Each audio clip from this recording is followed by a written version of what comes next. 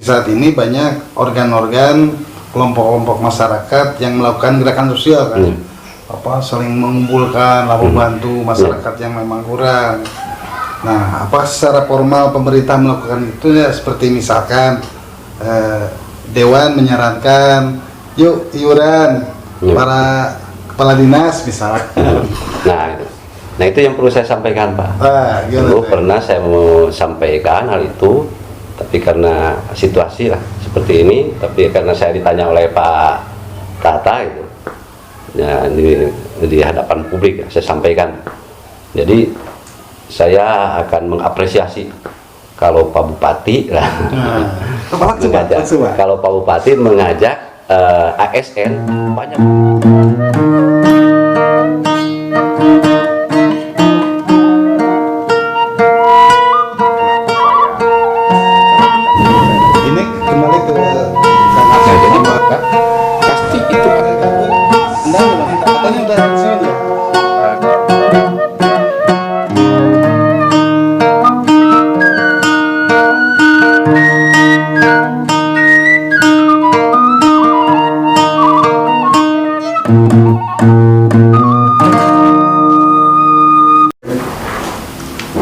Assalamualaikum warahmatullahi wabarakatuh.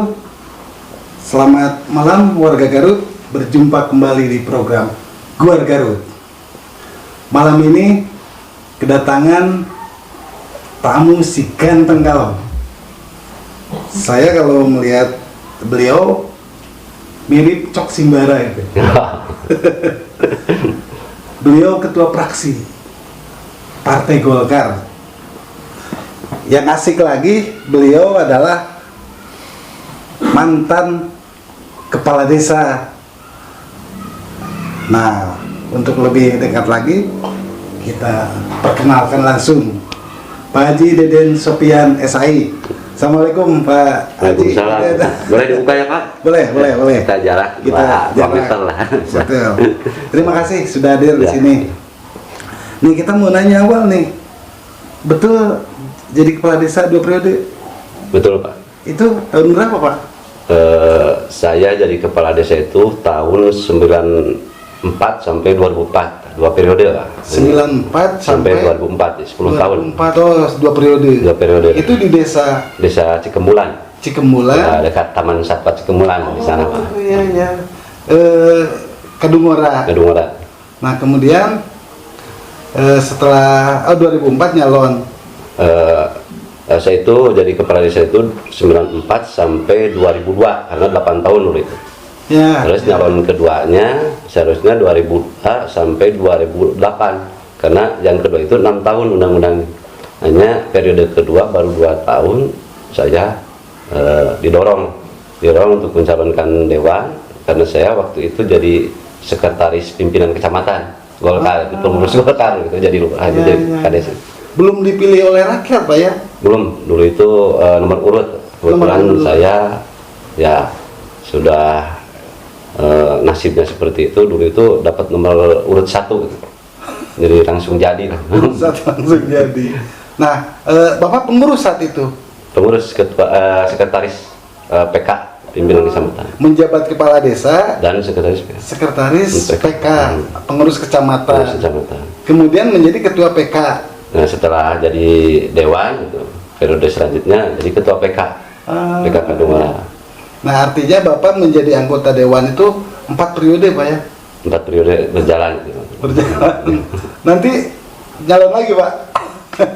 Ya, ini kan kalau sebagai kader kita akan mengikuti lah keinginan partai seperti apa itu. Kalau partai masih menugaskan ya kita harus mau gitu. Pak di Golkar nggak ada batas 2 kali nyalon, jangan lagi misal atau ke provinsi bebas. Sampai saat sekarang di aturan ada baik ada ART, peraturan organisasi dan lainnya tidak tercantuman. Tidak tercantum. Kita di DPR RI punya Pak Haji Ferdiansyah sekarang bahkan sudah periode kelima. Oh iya ya, di DPR RI. Pak Ferdiansyah terus Mang Haji Yod itu yang sudah senior. Ya. Partai lain juga sama ya, tidak. Nah ini partainya punya aturan masing-masing. Ya. Punya aturan masing-masing. Punya ADART masing-masing. ADART masing-masing. Nah, Pak nih, sepanjang Bapak 4 periode apa sih yang kenangan terindah di DPRD itu apa sih, Pak? Jadi tidak basa-basi, memang ini saya punya hobi berorganisasi tuh. Jadi saya dari mulai kepala desa saya nikmati, Pak, karena di kepala desa itu saya menjabat 10 tahun, 10 tahunnya saya ikut lomba desa. Tiap tahun saya ikut lomba desa mewakili Kabupaten Garut. Karena dulu kan anggarannya tidak ada. Betul. Jadi desa yang siap ditunjuk bertanding di tingkat provinsi. Dan saya selalu mengikuti supaya masyarakat bisa bersemangat di desa, bergairah. Dari mulai lomba Undang-Undang 79, GHBP, Gerakan Himpunan Pancasila, Kadarkum, Posyandu, intensifikasi pertanian, lomba P3A Mitra Cair. Itu sampai pernah saya jadi kepala desa itu kedatangan tamu dari India. Itu buah dari lomba Posyandu, juara 2 tingkat provinsi.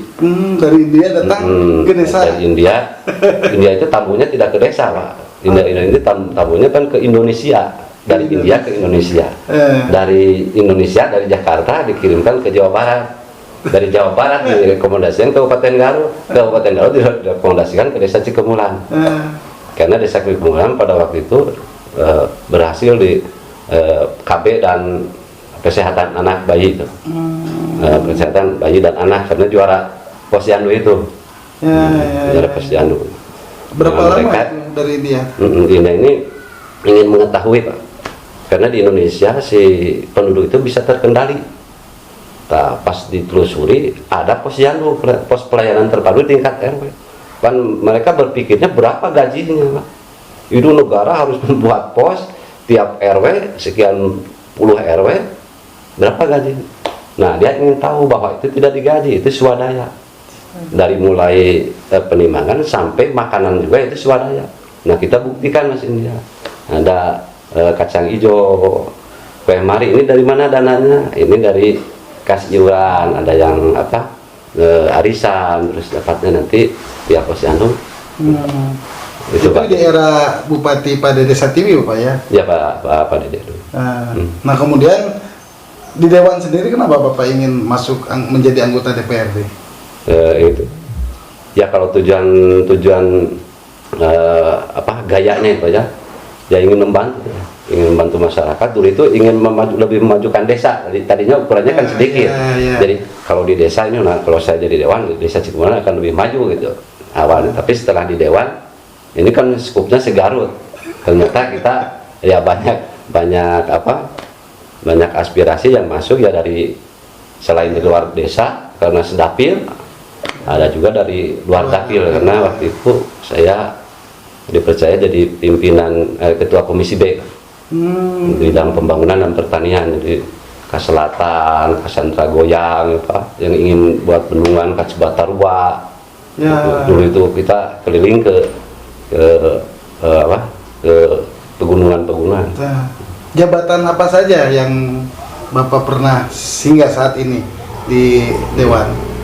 Periode pertama 2004-2009 saya jadi ketua komisi B. Komisi B. Terus di periode 2009-2014 itu saya masuk antar waktu kalau itu, Pak. Oh iya, 2009. Ya, 2009 saya dipercaya juga pernah menjadi ketua harian Badan Anggaran. Terus periode 2019-2024 saya jadi ketua praksi. Ketua praksinya. Dan periode sekarang saya masih dipercaya untuk memegang ketua praksi. Di komisi berapa Pak Bapak? Saya sekarang di komisi A. Komisi A. Ya. Pak, yang senior kan Bapak 2004 ya. Seniornya siapa saja? Teman Bapak ada nggak? Ya, kalau angkatan 2004 sudah pada yang di provinsi, kita kan dengan Pak Luki, Pak Agus, Pak Luki, Pak Dedi Hasan, Pak Agus itu Pak Agus siapa nih? Pak Agus Siswadi ya, itu. Yang Ibu Ketua mah 2009 ya? Ibu Ketua 2009 itu. Ya. Terus memang sudah nggak ada, tinggal Bapak tunggal ya? Iya, tinggal tunggal. Nih Pak itu Bapak itu disebut Pipi kenapa sih? Itu dipanggil teman-teman di 49 anggota rupanya dewan. Pak Tata ngomong kayaknya ke grup ya.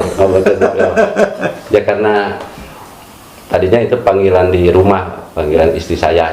Mungkin karena rasa saling mencintai lah.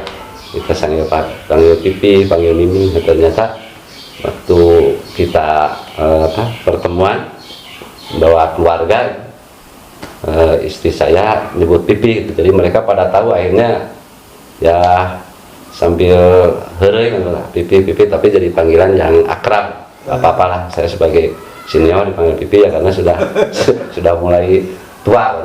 Itu semua ya? Ya kalau di Dewan semua. Ya maksudnya tidak hanya di Golkar kan? Tidak di Dewan.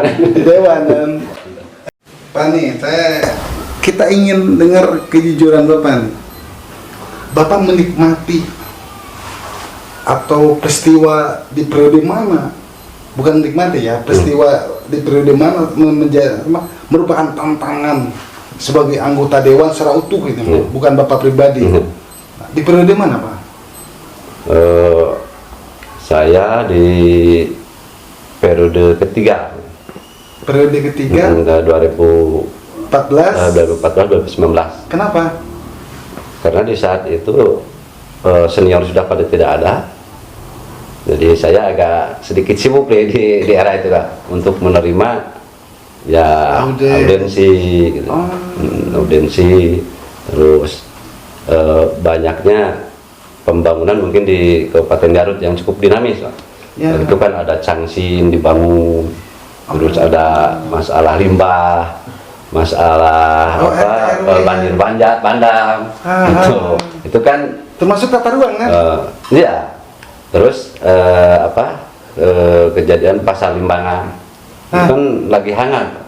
Ya, kebetulan saya komisinya di sana ya harus menghadapi hal itu. Tapi yang jadi kebahagiaan tatkala kita bisa menyelesaikan. Alhamdulillah Changsin saya ikut bukan ikut berarti membacking usaha asing, bukan. Yang saya hitung itu tanah yang dipakai Changsin itu kurang produktif, Pak.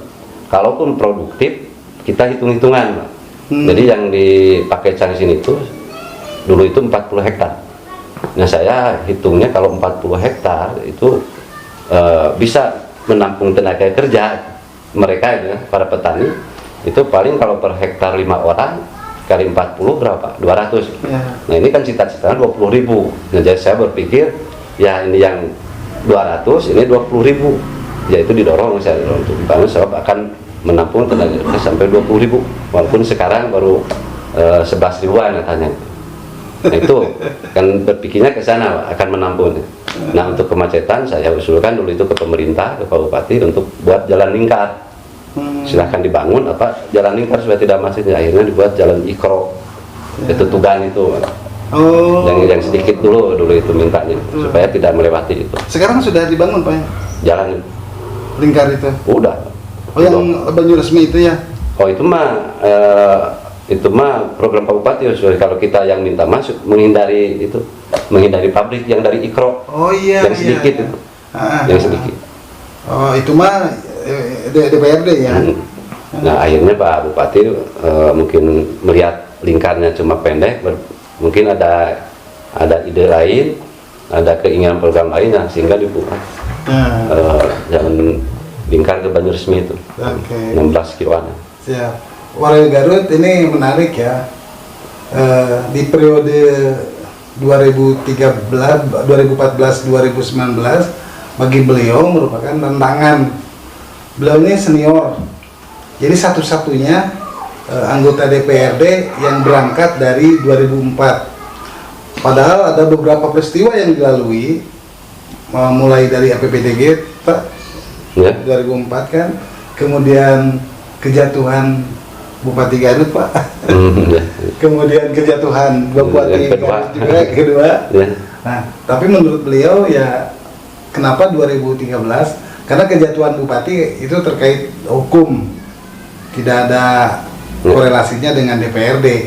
Tetapi kalau 2013 2014 itu ada juga kan, karena Iya. dimakjulkan kan. Ya, dimakjulkan. Bagi beliau 2014-2019 itu terkait pembangunan pasar Limbangan, Pak ya. Pasar Limbangan, Kemudian Cangsin berdirinya Cangsin. Terus dari ramainya Limbah Sukaregan, Limbah Sukaregan. Tata ruang juga. Nah, itu tata ruang. Nah, saat ini gimana Pak di periode saat ini yang sudah berjalan 2 tahunnya? Bagaimana kondisi DPRD atau apa sudah menerbitkan aturan? Sudah. Sudah ya. Sudah. Kita di periode sekarang ini hampir 12 perdaan lah. Yang kita buatkan, ada kebanyakan kan perda yang diusulkan oleh eksekutif.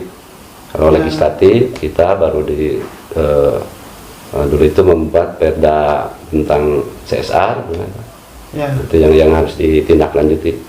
Terus perda tentang lingkungan, Pak, yang sedang kita kelola sekarang. Itu ada perubahan juga RT RW katanya, Pak, tentang ya perubahan kalau RT RW itu bukan perubahan, Pak, jadi ada revisi, Pak. Ya. Jadi ada revisi dari beberapa lahan yang termasuk pertama revisi tentang kawasan industri ya. Itu yang nah, kalau inisiatif DPRD sendiri ada, Pak?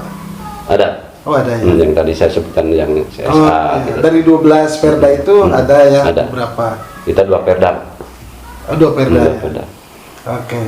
Nah, Pak, ini di 2020, 2021 dunia Indonesia Garut mendapat musibah. Apalagi sekarang nih lagi hangat-hangatnya PPKM nih. Sampai di level-level ya.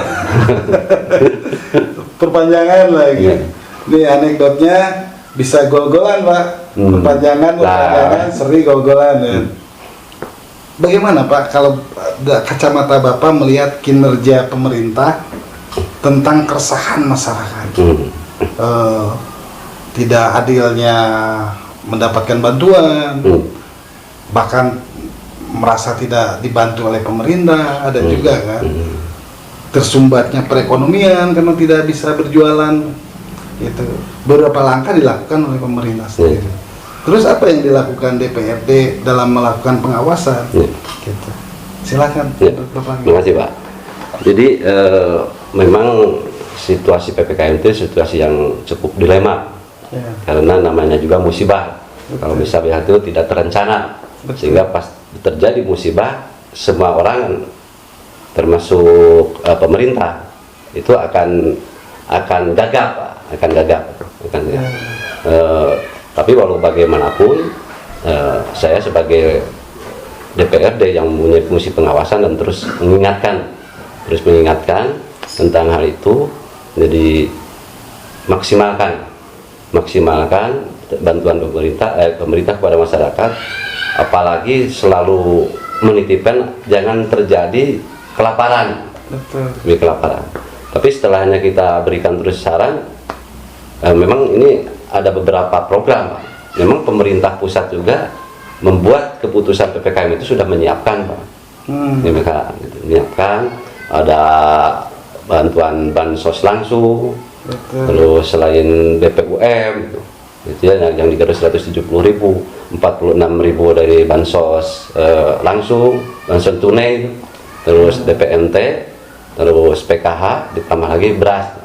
Nah, ini yang terjadi guncangan tatkala pemerintah pemerintah menetap PPKM. Ini kan si program ini lambat. Tapi akhirnya sekarang datang.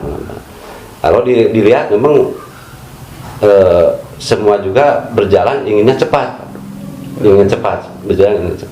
Tapi nah ini pelaksanaan di lapangan. Tapi perlu kita kaji lagi tatkala pembagian beras ini melibatkan TNI Polri. Betul. Nah, itu bisa cepat gitu. Ini juga dari Pemda harus jadi pemikiran ke depan kenapa bisa cepat.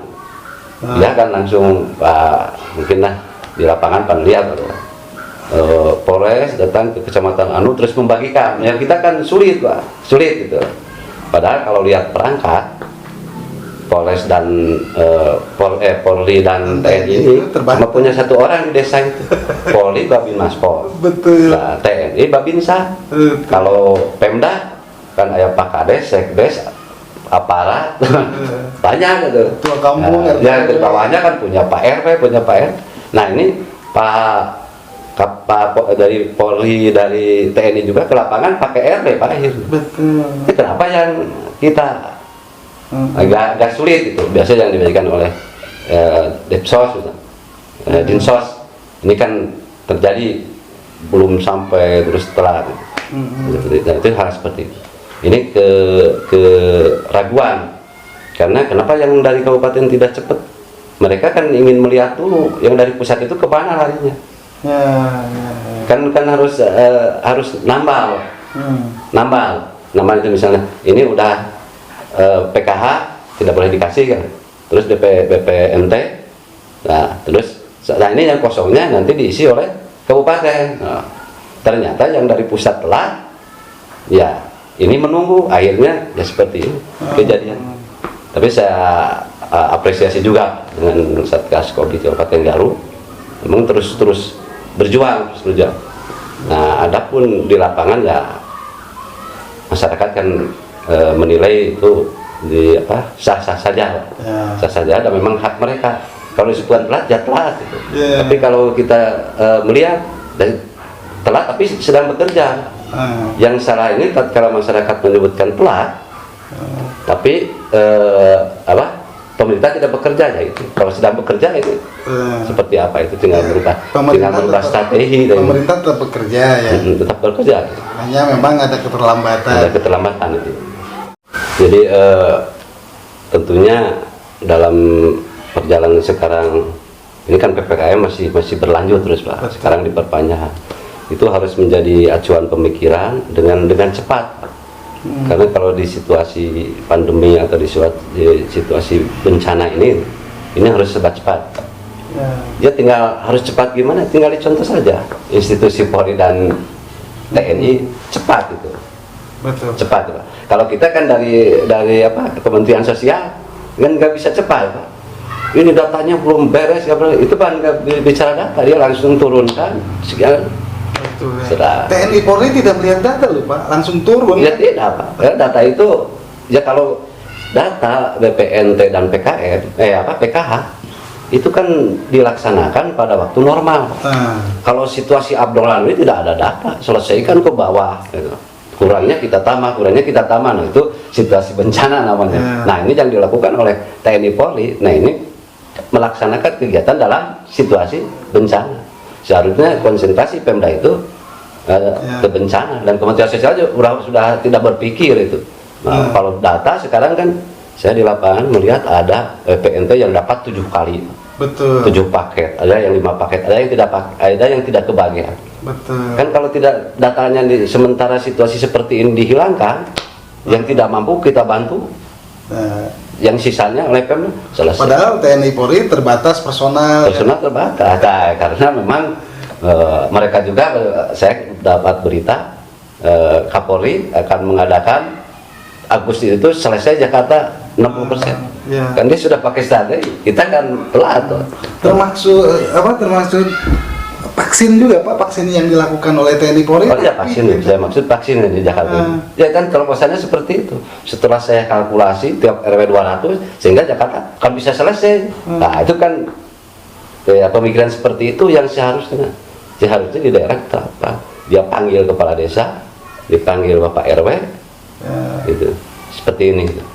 Ini kan yang di lapangan itu jadi permasalahan. Betul. Jadi permasalahan ini dapat 600.000, ini tidak dapat. Belum lagi ada pemotongan. Ya, belum ada pemotongan hal. Nah itu yang pemotongan Pak, kita dapat berita yang 200, yang 200.000 dari 600. Ya. Nah dengan dalih yang 200 itu akan diberikan kepada yang tidak kebagian. Saran Bapak sendiri gimana? Itu bagus. Ya. Oh bagus. Ya. Yang tidak bagus itu dipotong 200.000 terus dikorupsi, gitu Pak. Kalau untuk diberikan kepada, nah itu yang disebutkan pemimpin yang punya pemikiran dan tanggung jawab. Dia dapat 600, ini tidak dapat, terus diambil 200, dikasihkan ini. Untuk mengamankan rakyat, itu yang harus dilaksanakan. Apa perlu payung hukum kembali Pak? Kan regulasinya bahwa itu haknya yang si penerima kan? Nah ini kan tinggal di lapangannya, karena saya pernah jadi kepala desa. Dulu itu raskin itu kan jatahnya itu 20 kilo per orang. Tapi yang dapat satu RW 20 orang. Yang miskinnya ada 60. Saya kumpulkan di tingkat RW. Iya, dadeng dulu lah. Ini kita sama saudara, hampir aku iya 20 kilo gitu. Ngesok sih Pak Lurah, bagikan apa? Akhirnya 4 kilo pendekatan. Pendekatan. Jadi yang diperlukan oleh seorang pemimpin, Pak. Berarti hukum adat ya? Apa? Ya itu kalau untuk melihat kejadian yang suatu keresahan, itu keputusan itu ya harus ada. Nah hanya pemimpin yang punya kemauan, mau penyawaan Pak. Kalau tidak punya kemauan, tapi pas saya Pak, itu guna pas akar apa itu. Apa? Akhirnya kan aman, yang tidak aman pas ngambil 200 dia jadi tidak aman. Nah, tapi dia berjuangnya setelah diberikan kepada 200, akhirnya masyarakat mengerti. Udah sarwala baik sama orang Mapone masih gede-gede 400, itu cuma 200. Nah itu yang harusnya Pak. Bijaksana. Nah itu tidak bisa dipecahkan oleh masyarakat. Misalnya ini BPNT dapat 7 kali, ini kosong. Nah dia memberikan dengan Pak RW Pak Lurah itu menyadarkan. Nah nanti kalau ada lagi, ini karena belum turun situasinya kayak seperti ini. Atau 2 kadiakeun anjeun 5. Itu Pak. Nah itu kejadian kemarin kan ada berita di Garut Kota yang penerima PKH kalau nggak salah ya, yang 600 oleh RT diambil 200 untuk yang tidak dapat. Ini kalau meletuknya bisa seperti itu, tapi saya percaya bahwa RW atau RT yang ambil uang ini sudah hasil musyawarah. Hasil musyawarah. Tapi kalau musyawarah biasa suka gitu Pak. Kalau musyawarah selesai di luar lain lagi. Wah, cuma genap 100 dipotong 200, padahal itu dia sepakat. Saya itu percaya karena saya jadi kepala desa Pak, tidak akan mungkin memotong tanpa musyawarah. Betul. Nah, Pak nih kita pengen tahu, kita ingin nanya di kelembagaan DPRD. Pasca walaupun saat ini sedang PPKM. Anggap saja PPKM mungkin beres setelah perpanjangan lah, jangan ada perpanjangan lagi. Pasca PPKM kita kan krisis kesehatan, krisis ekonomi juga, tetapi pemerintah melakukan efisiensi kan. Nah, pengawasan DPRD sendiri ke pemerintahan seperti apa Pak efisiensi itu Pak? Gitu. Kita kan dalam efisiensi refocusing itu Pak ya. Itu pergeseran. Jadi si dana yang di dinas dievaluasi karena kita ada edaran dari pusat bahwa harus menyediakan sekian persen di dana BTT, itu perintah. Nah, dan perintah diberikan kewenangan sepenuhnya oleh kepada Pemda. Pemda menurut aturan surat edaran memberitahukan kepada DPR. Jadi BPD harus diberitahukan. Jadi ini ada ada refusing dari ini ditulis Pak Dinas kan. Jadi terkumpul misalnya 400 miliar. Itu tidak sekaligus saja, akhirnya seperti sampai 400. Itu cuma diberitahukan ke pimpinan DPR. Pimpinan DPR oleh ketua itu diberikan fotokopinya pada anggota. Nah kita sebagai anggota dewan, tidak dibawa-bawa. Itu surat edarannya seperti itu. Tapi kalau ada yang perlu disoroti, itu terbuka. Pak Ibu pimpinan menugaskan anggota baik untuk sekarang vaksin maupun untuk evaluasi bansos, itu sudah ditugaskan di grup Pak untuk turun di dapilnya masing-masing, awasi, terus siapa yang tidak terbagi terus laporkan. Itu kita di grup memang tidak muncul di publik misalnya Pak, di berita. Karena situasi seperti ini kita yang didahulukan kerja dulu lah. Jadi saya pernah naik di berita juga untuk saat sekarang. Jadi sebaiknya kita kerja aja dulu lah.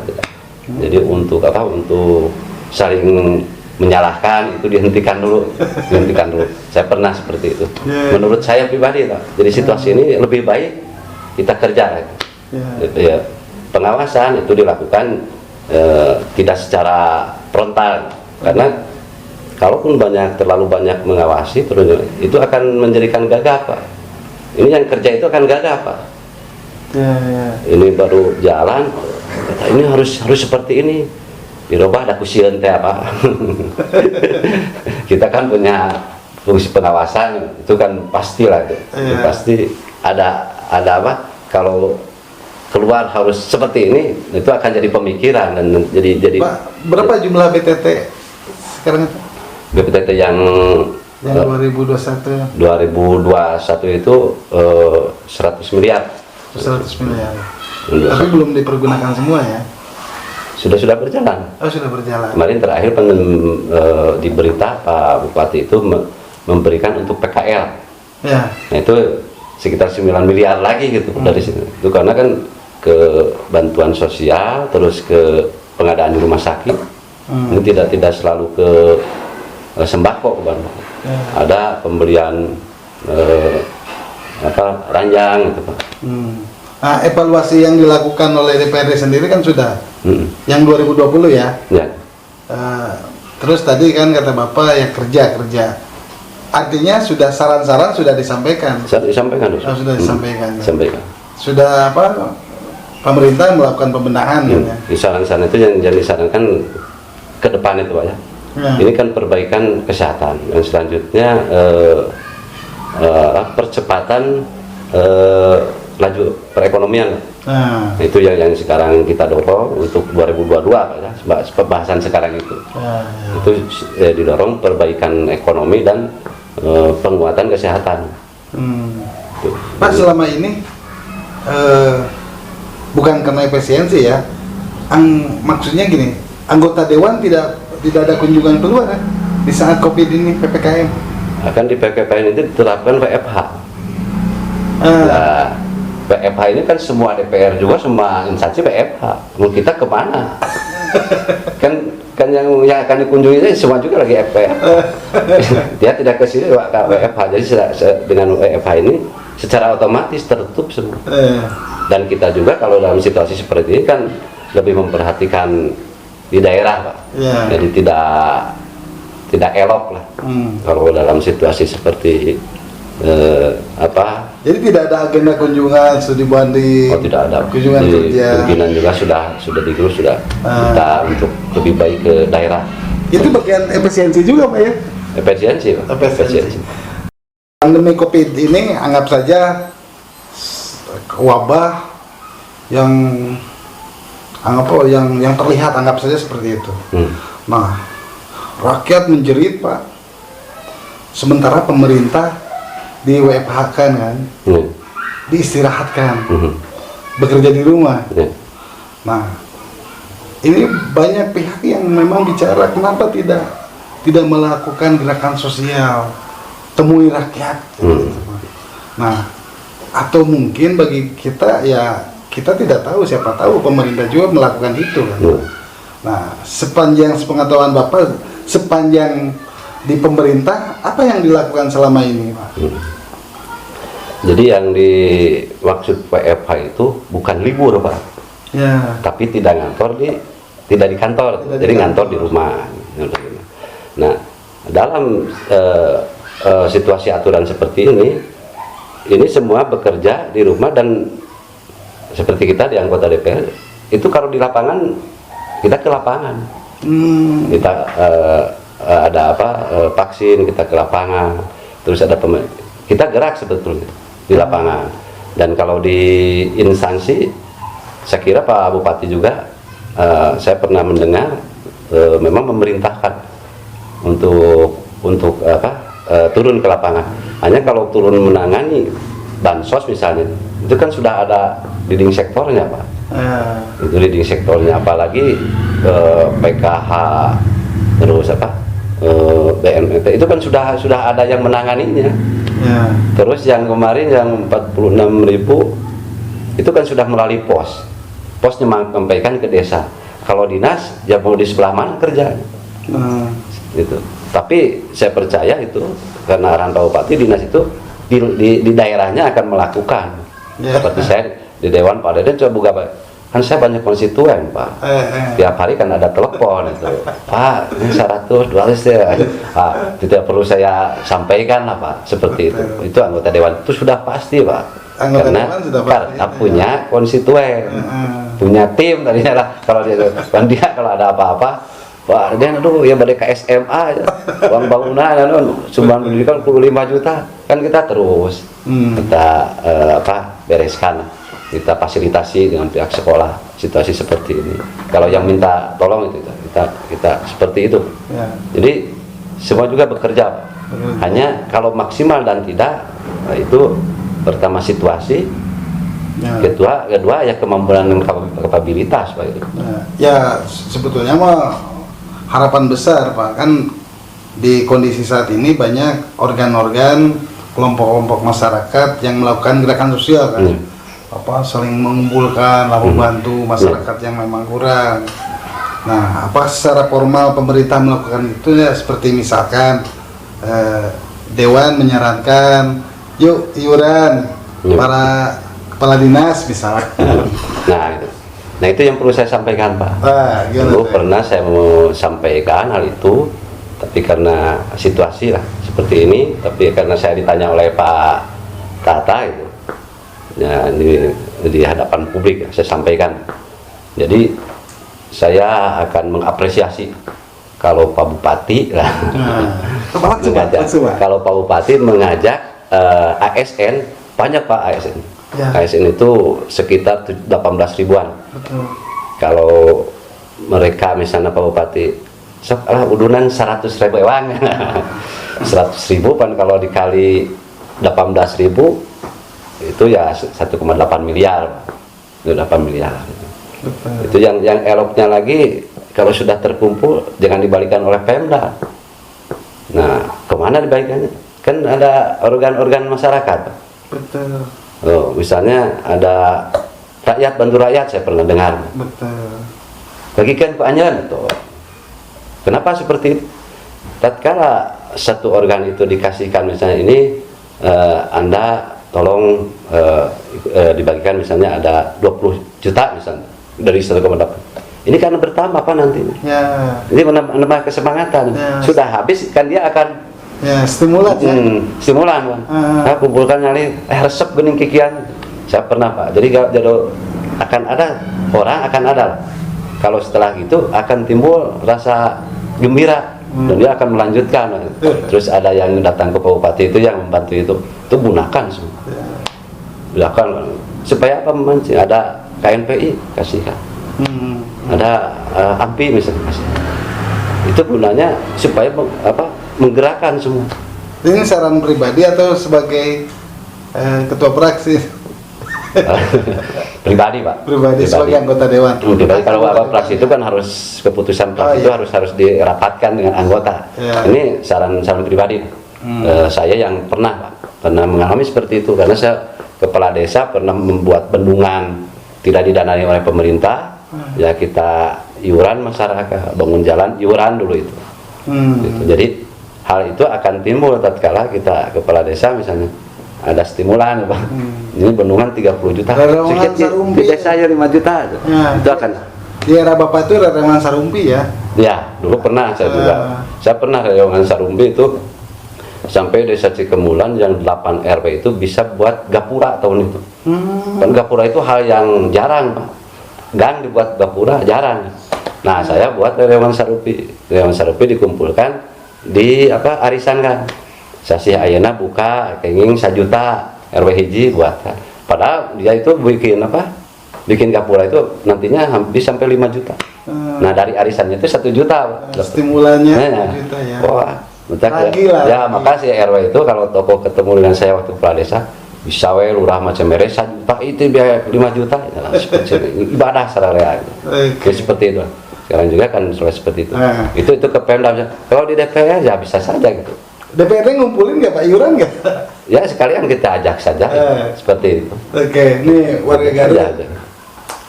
Pesan anggota Dewan Senior. Ini di masyarakat memang ada kelompok-kelompok organ yang mengumpulkan kalau tidak salah 10.000 ya Ceban Saurang. Ceban pertama. Ceban pertama itu di kelompok masyarakat ada juga, sehingga dibagikan ke masyarakat.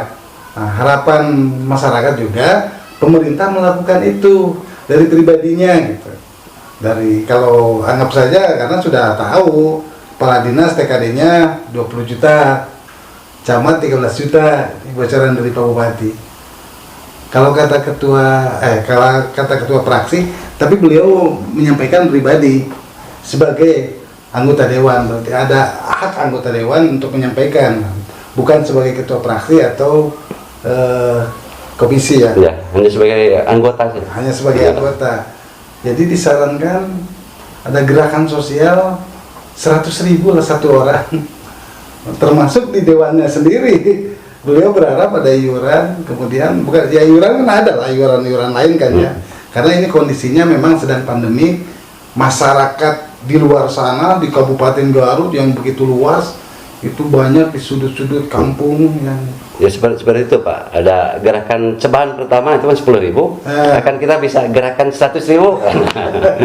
Gerakan 100.000. Mudah-mudahan setelah talk show ini hari esoknya ada gerakan, mudah-mudahan Pak Deden. Nah, kita pengen ke ini Pak nih, Bapak kan menjadi kepala desa 2 periode ya.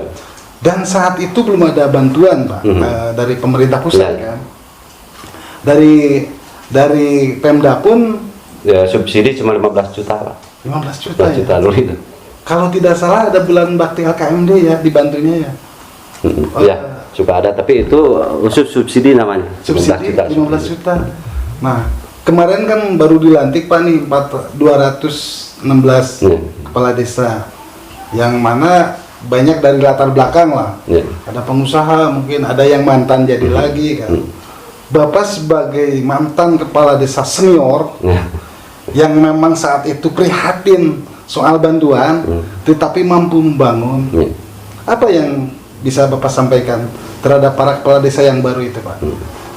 Jadi yang pertama harus diingatkan ya, bahwa kita jadi kepala desa itu dengan tujuan, ini karena konstitusinya seperti itu. Jadi dibuat pemerintahan sampai pemerintahan desa itu untuk mensejahterakan masyarakat. Jadi itu yang harus diingat awal itu. Jadi langkah apapun kita harus berpikir bahwa langkah ini dalam rangka untuk kesejahteraan masyarakat, mensejahterakan masyarakat. Nah itu yang keduanya. Jadi pemimpin itu, ini penilaian yang penting itu penilaian di awal. Kalau awal baik, itu akan baik ke sana. Saya kasih contoh Pak, jangan yang kecil, yang besar contohnya Pak ya. Wali kota nih, ada Pak, hormat saya ke Pak Gubernur. Pak Gubernur sebelum jadi gubernur kan jadi wali kota. Ya. Apa yang dia buat waktu awal? Yang booming itu Pak. Dia kan hanya membuat taman. Ya. Taman-taman. Tapi orang dari beberapa daerah menyebut bahwa sekarang itu Kota Bandung itu sudah dipegang oleh Pak Bupati. Wah, halus gitu. Karena taman itu seberapa Pak gitu ya. Dibandingkan dengan infrastruktur yang seperti jalan itu berapa. Kalau taman kan 10 miliar itu bagus. Nah, nanti aja kalau Kabupaten Garut sekarang lagi dibangun kan Masjid Agung tamannya. Karena kalau sudah selesai orang akan bicara, ayo nama halus Masjid Agung gitu. Oh, Masjid Agung arsiteknya alun-alun Pak Gubernur ya? Garut itu Pak Ridwan Kamil. Bantuan dari provinsi dan Pak Ridwan Kamil. Yang itu sama dengan Masjid Agung Bandung. Itu kan orang wah ke sana itu.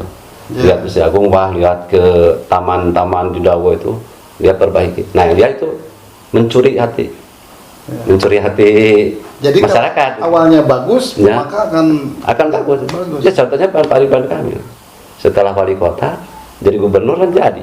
Contohnya enggak, kepala desa Cikembulan. Saya juga seperti itu. Namanya Deden Supian. Nah, saya itu seperti itu pemikirannya. Jadi saya dilantik Juni, ya Agustusnya saya buatkan arak-arakan semeriah mungkin dengan 12 mobil dan juara 1.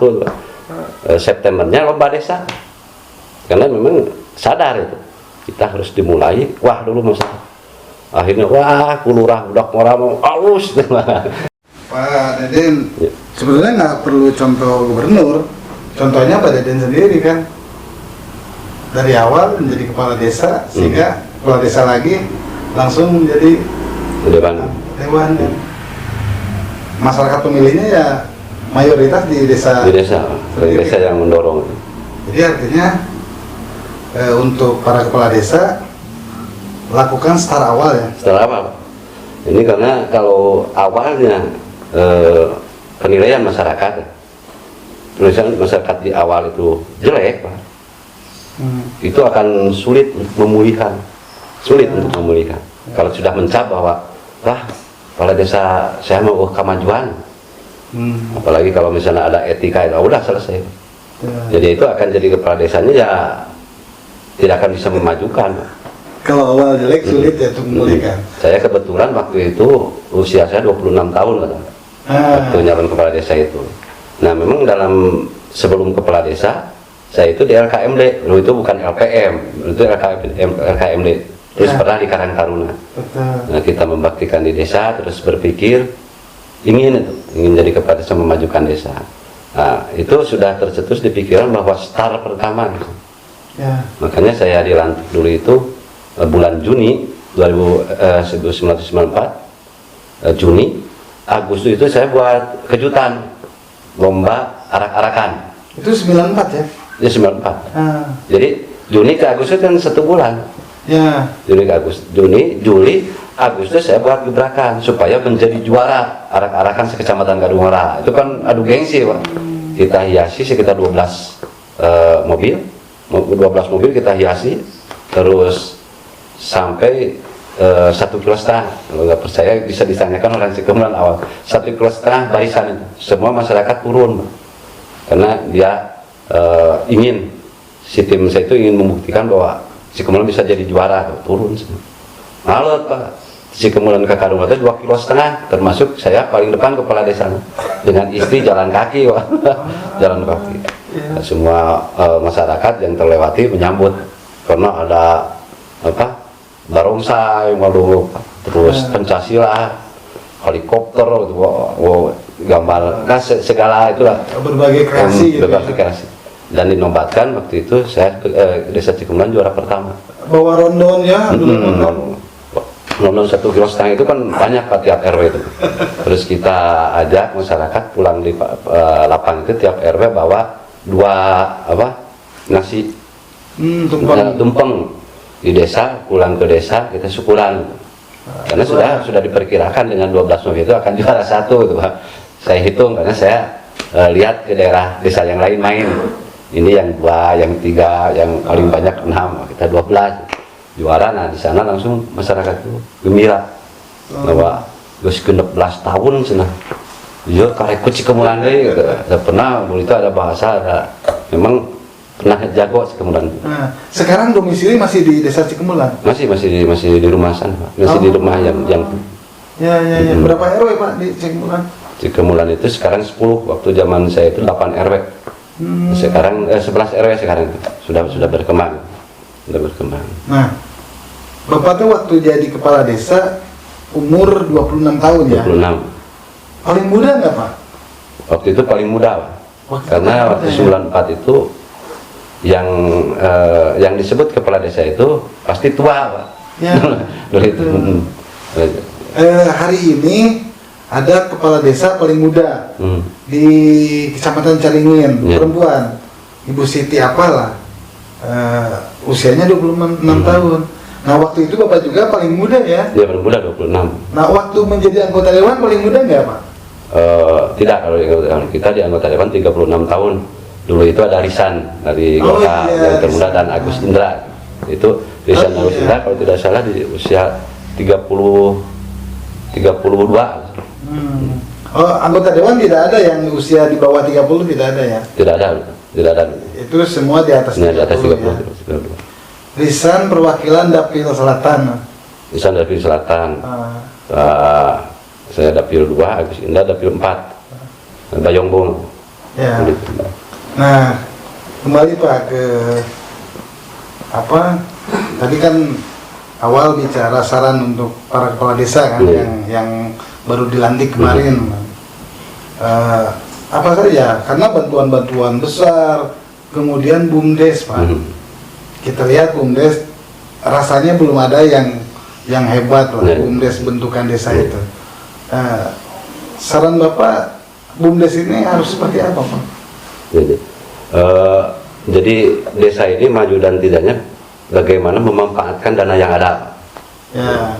Dana yang ada. Jadi kalaupun di desa ini ada ketidakmampuan dalam ide misalnya, itu kita kan bisa mencari itu.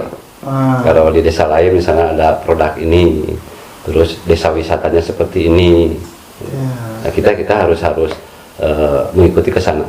Hanya yang lebih penting itu dipikirkan ada gebrakan yang diinginkan oleh masyarakat, yang membuat masyarakat jatuh cinta itu.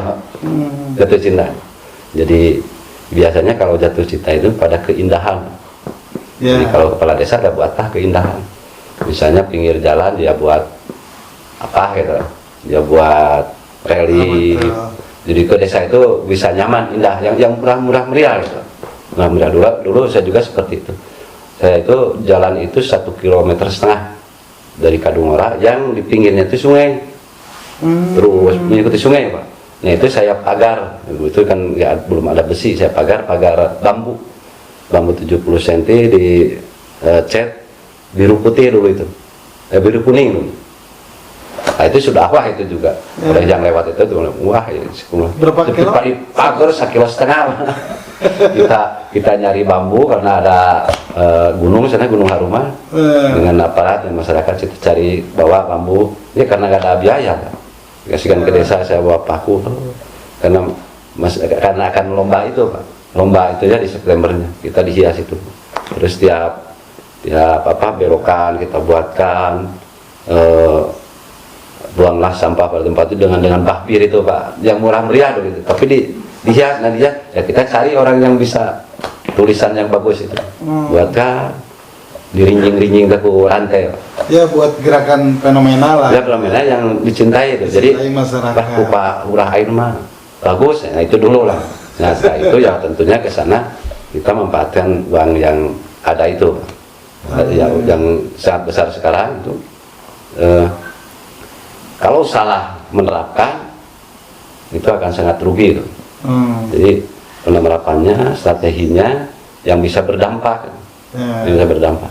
Nah, itu yang paling berdampak itu ya BUMDes itu, karena ke depan itu nggak tahu ini akan terus berjalan atau tidak. Kalau BUMDesnya terus berkembang kan punya PAD desa, penghasilan asli desa PADes, yang itu yang bisa kuncinya menjadi pemimpin itu sejahterakan rakyat. Ya, jadi tugas, Pak.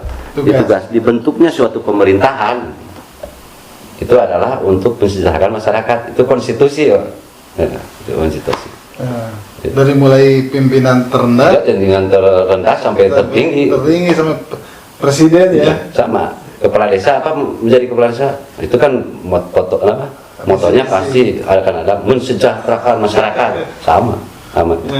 Ini Pak Bupati bukan membangun terus Garut Tawakal maju itu ya.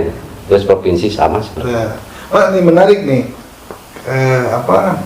pesan Bapak itu kan lakukan sesuatu awal yang baik sehingga akan terkenang kan. Seperti Pak Gubernur membuat taman zaman wali kota, sehingga langsung naik jadi gubernur kan, kalau dicintai. Nah, kalau yang jadi presiden juga ada kan misalnya Pak, buat mobil SMK. Oh iya. Yang seperti itu kan fenomenal. Mana ada SMK yang buat mobil kan hanya di Solo. Iya. Garut pun Pak, tapi gagal. Gor tuh. Enggak. Pak Ludi memang saya awal apresiasi lah. Apresiasi dengan program Amajingnya itu. Karena program Amajing itu kan program fenomenal. Fenomenal di mana Gor kita dengan fasilitas 11 hektar, Pak. Orang lain nggak akan punya. Terus PKL gedungnya dengan cukup megah ya, Pak. Betul. Terus jalan menjembatkan.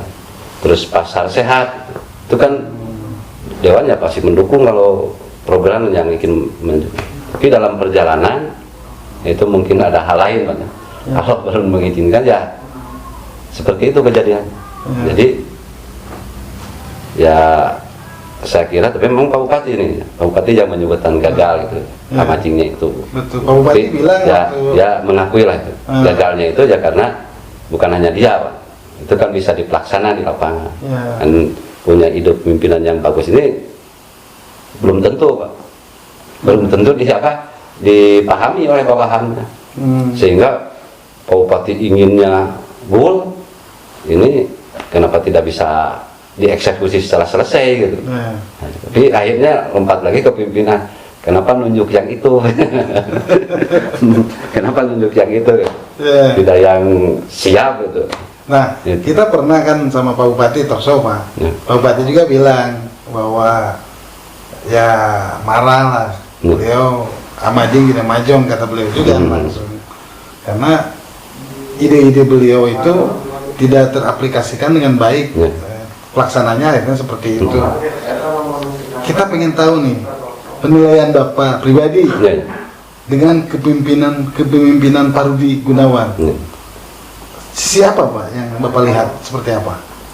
Jadi kepemimpinan Pak Rudi itu cukup tegas, Pak. Betul, dia tegas, punya visi misi yang bagus. Itu bukan hanya bukan cuma penilaian saya, tapi penilaian masyarakat. Karena kalau dia jelek itu tidak akan terpilih lagi. Yang sekarang sedang berjalan ya, Pak. Kalau yang 5 tahun ke belakang kan sudah ditilai, itu tilai saja oleh masyarakat. Nah, tapi terpilih lagi ya seperti itu. Jadi sebagian besar yang memilih lagi. Tapi kan ya itu tidak sama, Pak. Ada yang mendukung, ada yang suka dengan programnya itu, ada yang kurang suka. Tapi sistem di Indonesia ini ya untuk menentukan baik tidaknya jadi pilih gitu. Nah, Pak Rudi terpilih kembali dan sekarang periode kedua dia kan sudah buatkan jalan-jalan lintas itu. Itu memang dengan tujuan-tujuan yang untuk memperlancar kegiatan kemacetan, terus nanti ada wilayah-wilayah perkembangan baru. Ini yang seperti yang dari Sigobing sekarang ke Cipanas itu. Itu kalau dilihat kan itu akan terjadi wisata yang baik di sana, Pak. Belum disentuh, cuma baru jalan itu sudah terlihat, karena itu memang daerah yang bagus. Tapi biasa di kita ini kalau disebutkan itu daerah bencana itu Pak. Tapi kan di Jawa Tengah itu Gunung Kidul, terus tempat itu wisata gunung itu Bromo itu dia dipakai itu. karena dalam kajian itu akan tertulis, akan keluar dari badan meteorologi itu. Catatan bisa dibangun catatan seperti itu. Apalagi di luar negeri, Pak, gawir kita sisi laut yang kayak pilar jadi gitu. Iya betul. Itu kan daerah kan di kita itu kalau 90 derajat ini kan akan mencelakakan. Kok mau di luar negeri 180 derajat? Karena kan ada teknologi. Makanya di luar negeri seperti itu. Ulah nyeun hotel ieu cenah kumaha lamun nyeun gedung jakung canggung di Batur mamika aya nu 600 meter gitu kan dicelakaan, Pak. Tapi di Garut belum ada hotel yang 5 tingkat, Pak. Itu karena memang belum pasarnya belum ada. Orang lain kan kalau invest itu dilihat dulu. Dilihat akan ada pasarnya, pasar itu. Oh, wisata kita itu luar biasa. Dan Garut ini harus maju, Pak. Karena Garut itu cita-cita pendahulu kita itu harus jadi daerah yang tata tentrem, tertarahaja. Nah, Pak, Bapak kan senior 2004 paling lama dibandingkan dengan Bupati juga. Bapak paling lama. Bupati mana yang? Saya itu 5 bupati juga. 5 bupati kan ya. Saya dari mulai Pak Agus Supriyadi, Pak Memo, Pak Aceng Fikri, Pak Agus Hamdani, Pak Rudi Gunawan. Pak Rudi lagi, ya. Terus ya tahu, Pak. Nah, jadi setiap pemimpinan juga kan punya gaya masing-masing. Tapi tentunya Bapak juga punya strategi. Jikalau Bapak jadi bupati, apa yang mesti dilakukan kan sudah tahu bagaimana menghadapi aktivis, tahu bagaimana menghadapi masyarakat. Ada gaya yang memang lebih luas karena ya senior kan. Bapak ingin nggak jadi bupati, minat nggak? Mancing-mancing ya Pak. Jadi demokrasi di Indonesia ini aturannya masih sangat berat Pak. Kalau untuk orang yang tidak berduit seperti saya kan. Jadi bupati ini kan kos politiknya sangat besar. Jadi tidak bisa dengan hanya keinginan. Kalau dibilang mampu dan tidak, ya tadi Pak sampaikan. Kalau orang mampu dan tidak itu ya bagaimana pengalaman. Itu dan saya kira setelah beberapa periode di DPR, saya itu yakin Garut itu harus maju Pak. Harus maju, sudah digambarkan, tidak usah harus majunya dari mana, sudah digambarkan. Garut itu akan tata tentrem Kertaraja, kata yang membuat Garut Pak gambarnya. Dengan apa tata tentrem Kertaraja? Ya dengan gambar bintangnya paling atas. Apa gambar? Garut ini kan kota santri, harusnya tentrem Pak, tertata, kota tata tentrem Kertaraja. Nah kenapa tidak tertata? Ya kalau menatanya harus diajak kerjasama pesantren-pesantrennya gitu, supaya tertata dan tata tentremnya. Ya Kertarajanya kemana? Sudah digambarkan. Kita punya gunung 220 hektar, kita punya laut 82 km, terus kita punya sawah yang potensi Pak. Jadi kita pantai terpanjang ya? Terpanjang 20 km. Pak Tata kalau buat kolam 1 hektar berapa biayanya Pak? Berapa biayanya Pak? Iya betul perunjian Pak, terus saya ke 82 km tinggal nyuk dengan panyuk nono gede gitu, ulang letik puluh gede mau kakak era sih itu potensi Pak, dengan puluh gede gitu. Tata tentrem Kertaraja ya? Iya, Kertarajanya itu terbanyak Pak, hutan, laut, pertanian, tanahnya subur kita, hutan hutan banyak kemana selain produksi hutan, peternakan. Orang lain susah kan, sulit harus nyari pakan ternak cukut itu aja. Garut mendalam lewungnya nggak ada Pak, tinggal melakan gitu. Terus beras kita itu Pak, beras nomor 1 di Jakarta itu, beras Garut itu nomor 1 ya? Nomor 1. Orang Garut itu belum tentu kebeli Pak. Kalau Pak Tata ke pasar Garut, sanes beras Garut Pak itu. Oh iya. Beras di Jawa ke Garut, beras Garutnya di Jakarta ke harganya beras Garut itu bisa sampai 14.000 per kilo. Kang Yuke gitaris Dani Ahmad, beliau buka rumah makan di Jakarta, berasnya dari Garut. Kalau saya kenapa tahu, kakak saya kan punya pabrik masuknya ke Jakarta. Kenapa saya tidak masukkan ke Bandung, ke Garut? Mal mampuan harganya. Oh gitu ya. Jadi beras kita ini bisa beras Jawa 3 kintal, yang kita 1 kintal itu bisa jadi enak gitu. Kan cangor Pak beras itu di Jawa meneh gitu kan. Sadinten tiis kan itu cebrek. Oh beras urama beki luar biasa. Gitu. Oke Pak, kita sudah 1 jam lebih ya perbincangan. Rasanya Pak. Tidak terasa. Ini untuk season terakhir Pak. Mungkin ada yang terlewat. Bapak silakan sampaikan pesan baik untuk masyarakat terkait COVID atau terkait apa saja, dan untuk pemerintah daerah. Silakan Pak. Nah, baiklah Pak sekalian. Jadi yang perlu saya sampaikan untuk situasi sekarang Pak. Situasi ini situasi sekarang karena kita semua baik pemerintah maupun masyarakat harus berpikir yang didahulukan untuk saat ini, yaitu pandemi COVID. Karena pandemi COVID itu menyangkut nyawa itu hukum tertinggi Pak. Walaupun 1 orang itu nyawa hukum tertinggi. Ini kan harus diselamatkan yang ribuan. Jadi selanjutnya yang paling aman untuk saat ini ya mematuhi aturan pemerintah.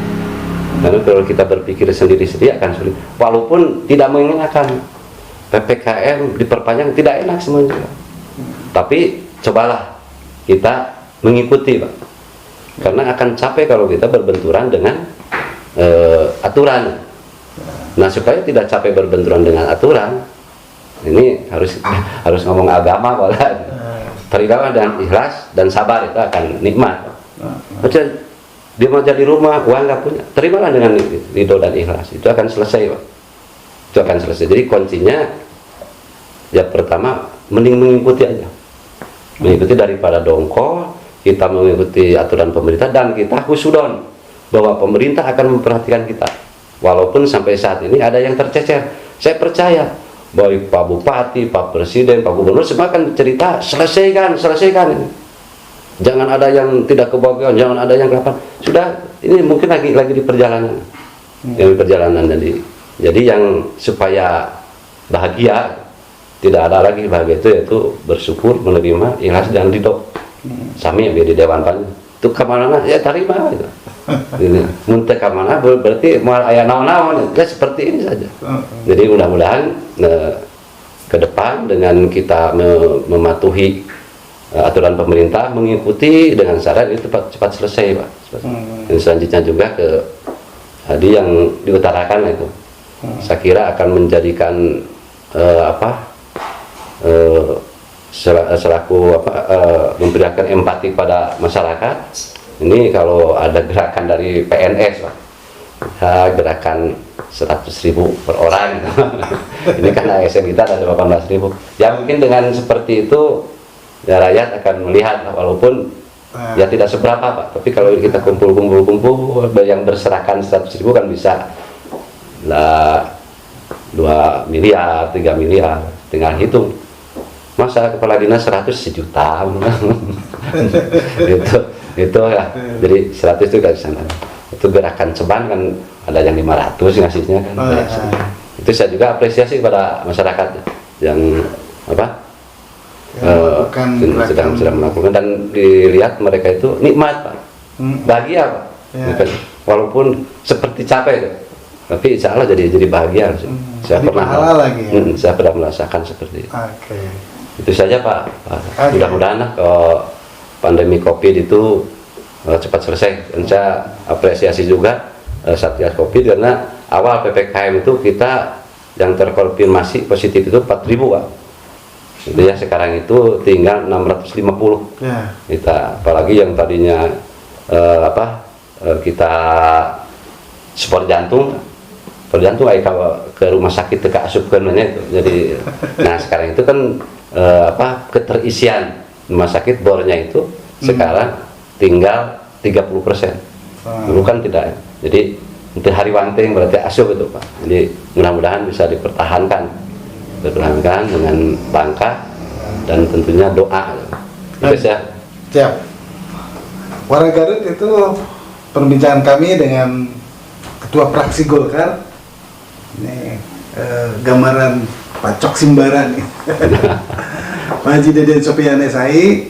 Pak Haji, terima kasih sudah menyempatkan ngobrol panjang nih.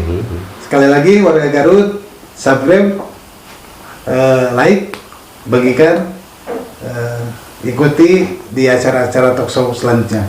Wassalamualaikum warahmatullahi wabarakatuh. Waalaikumsalam.